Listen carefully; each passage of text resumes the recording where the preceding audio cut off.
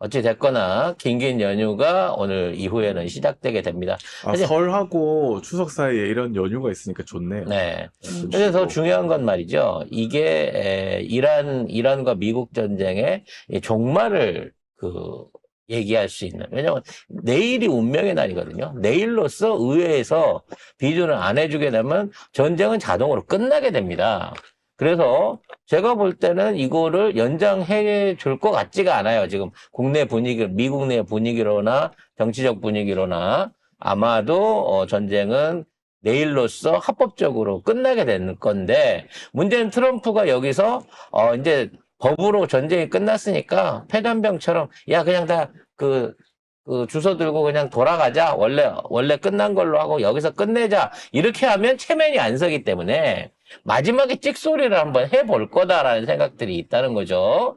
그래서 일방적인 승리 선언을 할 것이다 라고 로이터 통신을 비롯한 이 통신사들이 요렇게 예측을 하고 있습니다. 물론 오늘 저녁에 빡이 돌아갔고 갑자기 상륙작전을 펼치면서 막 몰아붙일 수도 있겠습니다만, 그거는 좀 무리인 것 같고, 그냥 트럼프가 옛날에 이소부에 나오는 포도 먹으려다 못 먹은 어떤 여우처럼, 아유 이건 뭐 쉬어서 못 먹는 거야 저거는, 그래서 내가 안 먹는 거다, 못 먹는 게 아니고, 요렇게 끝내고 갈 것 같습니다. 관련해서 일방적 승리 선언 검토에 대한 뉴스부터 정리를 해보겠습니다. 네, 로이터 통신이요, 트럼프 대통령의 일방적 승리 선언 시나리오와 이에 따른 미 정보기관의 분석 내용을 보도를 했습니다. 지금 백악관 요청에 따라서 미국 정보기관들이 트럼프 대통령이 전쟁 종료를 선언할 경우 이란이 보일 반응을 분석을 하고 있다고 하는데요. 백악관이 11월 중간선거를 앞두고 정치적 압박을 해소하기 위한 출구 전략을 심각하게 고민하고 있음을 시사하는 겁니다. 자, 일단 병력을 철수할 경우 이란은 이를 미국의 패퇴이자 자국의 승리로 간주하면서 기세가 살아날 것으로 분석했고요. 그렇죠. 우리가 이겼다, 미국이 도망갔다. 병력을 그대로 유지하고 있을 경우 이란은 단순한 협상 압박 전술로 해석할 뿐 실제 종전 협상으로 이어질 가능성은 낮다, 이렇게 분석을 했다는 거예요. 그러니까 트럼프는 그거예요. 진짜 딱 까놓고 얘기해서, 야, 내가 군대 빼면 저것들이 내 승리로 인정 안 해주겠지? 그럼 내가 완벽하게 승리했다라고 보일 수 있는 포장지는 뭐여야 돼? 빨리 그거 찾아와. 이렇게 얘기를 한 거예요. 그래서 오늘 저녁에라도 거창하게 우리가 승리로 전쟁을 마무리 짓고 간다라고 하는 건데, 이란 입장에서는 대꾸할 필요가 없어요. 당연하죠. 왜냐면 이게 너무 유리한 상황이거든. 그러니까 이게 지금 어떤 느낌이냐면, 이란은 우리는 일관되게 처음부터 끝까지 변함없이 이 얘기를 쭉 하고 있어요. 본인들이 원하는 거 계속 얘기하고 있잖아요. 근데 앞에서 트럼프가 혼자서 북치고 장구치고 지랄 발광을 하고 있는 거야. 더군다나 지금 트럼프가 자기가 전쟁을 못하면 딴 옛날 동맹들을 끌어들여서라도 전쟁을 이어가고 싶었는데 동맹들이 다 손절을 쳐버렸어요. 당연하죠. 특히 어저께 같은 경우에는 이제 특히 나토 쪽에서 또는 유럽, EU 쪽에서 여러 가지 중대한 발표들이 나왔는데, 일단 영국 국왕이 지금 있는 사태에 대해서 정리가 필요하다. 즉, 이거는 사실 영국 국왕 입으로 미영 관계를 지금 다시 한번 검토해야 된다라고 하는 주장이 나왔고, 독일 같은 경우에 빼라 그러면 니네 미군, 독일 주둔 미군 빼, 우리가 방위비도 올려서 우리가 알아서 할 테니까 빼려면 빼라고 오히려 더 큰 소리를 치고 있는 상황이에요. 근데 트럼프가 또 뭐 미군 독일에 있는 미군을 감축할 거를 뭐 검토 중이다, 뭐 이렇게까지 얘기를 했거든요. 그러니까 위협을 하는 건데, 독일 입장에서는 사실 메르츠 총리는 유럽 국가 정상들 중에서도 유독 트럼프 편에 많이 섰던 사람이에요. 왜냐하면 독일은 유대인에 대한 원죄가 있기 때문에 다른 나라들이 막 이스라엘 비판을 해도 독일은 그렇게 목소리를 못 냈단 말이에요. 근데 이제 한계에 다다른 거예요. 메르츠 총리가 트럼프를 비판하기 시작했어요. 결론적으로 뭐 프랑스는 이미 오래전에 갈라섰기 때문에, 그렇죠. EU 안에서 프랑스, 영국, 독일이 미국을 등졌다고 하는 거는 사실은 이제 나토하고의 동맹 관계는 끝이라고 봐야 되는 거야. 그렇죠. 이걸 복원시키려고 하면 최소한 트럼프가 대통령으로 있는 동안 안 돼요. 그리고 다시 하게 된다고 치면 그동안 불평등 관계에 있었던 미국 일방주의로 있었던 각종 무역 제재를 비롯해갖고 나토 간의 협약 같은 것들이 완전히 새롭게 쓰여져야 됩니다. 미국도 할 이유가 없는 아마 협약이 될 거예요. 이렇게 되면 전 세계는 각자 전쟁으로 가게 된다는 거죠. 각자 도생, 진짜 각자가 군사력 무장하고 각자가 여차하면 나 혼자 싸울 수도 그러니까 있어. 이런. 예전에는 이 미국이라고 하는 거대한 용병을 쓰기 위해서 이유가 진짜 다 벗어줬거든요. 되게 비를 살랑살랑 떼디 이러면서 막 살랑살랑 걸었잖아요. 국채 사주고 막 무역하는 데 있어서 불공정 무역 다 받아들이고 미국 무기들 사주고 이렇게 해가면서 어차피 우리가 직접 하는 것보다는 이게 그래도 싸. 얘네들 시키는 게 싸지라는 명목으로 왔는데 이제 봤더니 돈도 없고 실력도 없고 심지어 쌈도 못해요. 화장실도 못 고치고. 네, 화장실도 못 고치고. 그러니까 이걸 확인한 입장에서 야 앞으로 미국이랑 거래하는 게 우리한테 득될 게 하나도 없다라고 생각을 해버린다는 거죠. 그러니까 그 얘기를 하거든요. 이란 전쟁을 통해 가지고 미국의 약점이 고스란히 노출이 됐다라고 표현을 하는데 여기서 중국의 움직임이 되게 심상치 않은 게 뭐냐면 중국이 2010년에 제정했던 국방동원법을 이번에 16년 만에 개정을 했어요. 어떻게 하려고 그러죠? 얘네들이 모병해가지고 지금 미국이랑 한번 붙어보려고 그러는 걸까요? 이게 뭐냐면은 그거하고 비슷해요. 그러니까 물론 어느 나라나 전시 상황이 되면은 국가 체제 자체가 비상사태로 그렇죠. 돌려지면서 예비군을 긁어 모으고 그렇죠. 동원이 가능해지잖아요. 그 무기들이라든지 각종 군수기업들한테 일정에 먼저 선 사인을 주죠. 그렇죠. 근데 지금 중국의 국방동원법은 이번에 우리가 현대전을 거치면서 봤던 게 드론이 굉장히 중요해지잖아요. 그러니까 예를 들면은 그건 거예요. 자, 군용으로 이용되는 드론이 있고 민간에서도 우리 드론 엄청 많이 사용하잖아요. 그냥 다 사용을 해요. 근데 이 중국의 국방동원법이 그러니까 구체적인 내용은 안 나왔는데 이건 거예요. 자, 지금부터 전시 상황이야. 요시 땅 하면은 민간에 쫙 흩어져 있는 드론 역시도 바로 군용으로 전환이 되는 거예요. 그러면서 동시에 반간첩법을 동원하면서 뭘 얘기를 했냐면은 해외에 나가 있는 중국 기업들도 국가가 공산당이 요구하면은 정보를 다 넘겨야 되거든요. 이거와 똑같이 해외에 나가 있는 중국 기업들도 전시 상황이 되면 다 국가에 동원된다는 거예요.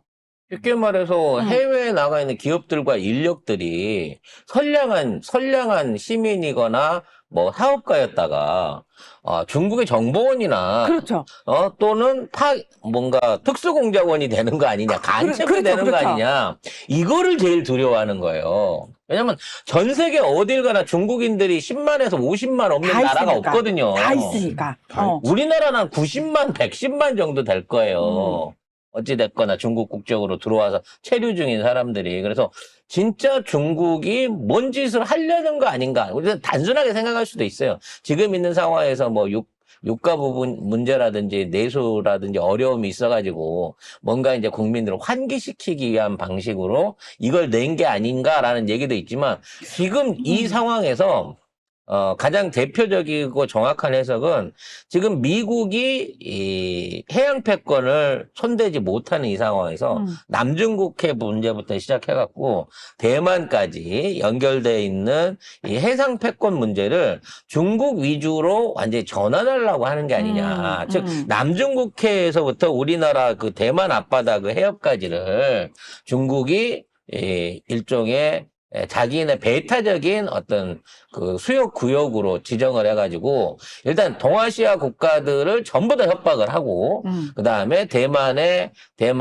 포기 그러니까 대만의 정치적인 포기를 끌어내기 위한 압박 수단에 나서는 게 아니냐. 왜냐하면 중국이 그렇게 하면 미국이 와갖고 정리를 해줄 걸로 생각했는데 지금 미국이 그걸 할 수 있는 능력이 여유가 없다는 걸 없으니까. 확인한 거거든요. 그래서 없고 돈도. 요 시점에 일본의 움직임도 심상치가 않은 게 뭐냐면은 일본이 지금 안보 3문서, 그러니까 안보와 관련된 3개의 문서를 개정을 하겠다라고 이야기를 하면서 전문가 회의를 소집을 했는데요. 그 전문가에 누가 들어갔냐면은 자위대를 헌법에 명기해야 돼라고 얘기를 하면서 전쟁을 할 수 있는 보통 국가를 주장할 당시의 자위대 막료장, 그러니까 우리나라로 치면은 대장이었던 사람과 민간 군수 기업이 들어갔어요. 그래서 지금 일본이 최근 들어 음. 갑자기 진해 그 군수 물자들을 해외 판매하겠다라고 하는 것부터 살상 시작해갖고 무기도 이제 수출하겠다. 네. 플러스 또 하나가 뭐냐면은, 자, 우리 오래된 무기나 중고 무기는 어쨌든 중국을 견제한다는 명목으로 그 태평양 인근에 있는 동남아 국가들에게 제공할 수도 있고 그들과 함께 연결하겠다라고 얘기를 하는 거예요. 그래서 지금 미군의 극동 정책을 담당하고 있는 극동사령관이 만에 하나 동아시아 유사 사태가 생기면 필리핀, 한국, 일본을 연결해가지고 여기에서 중국의 어떤 그 무력 도발이라든지 상황을 저지해야 된다는 얘기가 나오고 있는 거고요. 일본이 갑자기 해외 무기를 수출할 수 있다고 선언을 하고 난 다음에 제일 먼저 선박을 어떤 형태로든지 몰라요. 군함을 양도받기로 한 국가들이 필리핀하고 호주라는 거예요.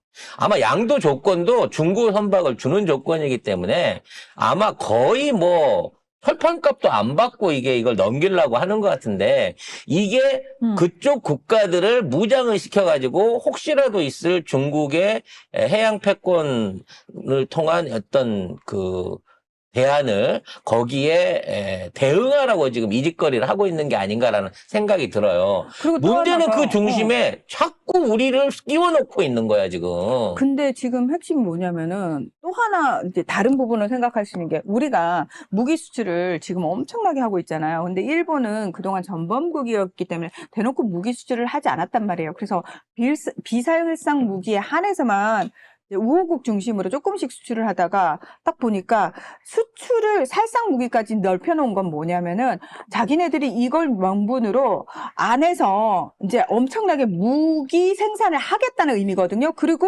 그 중국 견제를 목적으로 태평양 인근 국가들에게 무기 공여까지 하겠다라는 의미는 뭐냐면은 무기 체계를 통일시키겠다는 거예요. 근데 여기서 핵심은 우리나라는 일본 입장에서는 우리나라를 배제시키는 거예요. 그건 고마운 거야, 사실은. 일본은 우리나라를 끼우고 싶어 하지 않아 해요. 근데 미국은 우리나라가 중심이 돼서 필리핀, 그렇죠. 한국, 일본을 연결하려고 하는 거죠. 그래서 지금 전시작전권에 관한 이양이 조속히 필요한 겁니다. 만일에 우리가 꼭 전쟁을 북한하고만 한다고 생각할 수 없잖아. 그렇죠. 대만 상황이라든지 또는 뭐 중국의 대만 상황을 연결해갖고 서해안을 영역을 넘어오는 상황이 생긴다고 하면 사실상 중국하고도 어떤 형태의 무력 충돌이 있을 수 있는 거란 말이지. 얼마든지요. 그래서 그런 부분 안에서 물론 가까운 해협인 서해에서 상황이 일어나게 된다면 우리나라에 엄청난 탄도미사일들이 있기 때문에 중국도 그런 위협적인 도발을 하지는 않을 것입니다만 중요한 건 이런 사태가 발발했을 때 자주적으로 이런 사태에 대응하기 위해서는 전자권이 빨리 넘어야 된다는 거야. 근데 얘네들이 2009년까지 이걸 물고 안 주고 버틸라고 하는 이유가 그런 상황 속에서 우리를 끌어넣으려고 하는 게 아닌가라는 매우 기분 나쁜 상황이 있다는 거예요. 대통령은 이미 거기에 대한 위험성을 봤기 때문에 자주적 안보해야 된다. 그리고 우리는 근거리로 해갖고 가는 거고 동맹도 중요하긴 하지만 어떻게든 모든 국가들하고 잘 지내는 게 중요하다라고 선제적인 선언을 해놓고 있는 겁니다. 그러니까 이 전쟁의 여파가 정말 중동뿐만 아니라 극동아시아, 유럽까지도 다 한꺼번에 미치고 있는 거예요. 특히나 이란 같은 경우에는 지금 봉쇄가 되었다고는 하지만 이란이 원래 뭐 해양 국가도 아니고 이전부터 해양 그 무역을 통한 원유 말고는 해양 무역을 통해 갖고 뭔가를 이렇게 많이 받아들이는 국가가 아니에요. 전통적인 내륙 국가입니다. 그리고 여러분 자꾸 착각하시는데 이란은요 아라비아 반도 안에 들어있지 않은 나라예요. 아시아 반도에 연결돼 있는 나라입니다. 아시아 대륙하고 연결돼 있는 국가란 말이죠. 그렇기 때문에 이란은 현재 군사력 복구를 엄청나게 빠른 속도로 해나가고 있다고 합니다. 그러니까 미사일들 공장이라든지 갖고 있는 재고 미사일들의 수량은요 거의 파괴 없이 원래 상태, 전쟁적 상태로 복원을 했고 이걸 쏘기 위한 발사대라든지 그 위에 부족했던 나머지 전력 부분, 뭐 대공 미사일이라든지 또는 중국제 또 그 레이더가 다시 들어갔다는 말도 있더라고요. 이런 것들을 전부 보강을 해갖고 지금 전쟁장 상황이랑 똑같아졌다는 거야. 그렇죠. 러시아도 갔잖아요, 네. 이번에. 러시아도 갔다 와서 외무장관이. 뭘 받아갔는지 모르니까 S-500을 받아갔다잖아. S-500을 받아가면 이 방공망을 예전보다 더 첨단화를 시킨 거예요. 그럼 이렇게 된 상황에서는 미군이 다시 쳐들어간다고 하더라도 아, 2달 전의 상황보다 훨씬 이란은 지금 강력해져 있는 겁니다. 그 대신에 미국은 미사일 다 쓰고 돈도 다 쓰고 화장실도 못 고치고 심지어 기상무기 박아놨던 것도 다 뽀개져가지고 기사 지금 그쪽에 막 비가 내리고 댐이 차오르면서 이거 이제 여기도 옥토가 됐다. 농업적으로도 기후적으로도 지금 정상화가 돼가고 있다. 너무 좋아하고 있거든요. 게다가 트럼프는 지금 지지율이 역대 최저를 기록을 하고 있기 때문에 이대로 가면은 공화당 입장에서는 진짜 우리는 중간선거 해보나 마나 진다, 참패다라고 얘기를 하고 있는 거죠.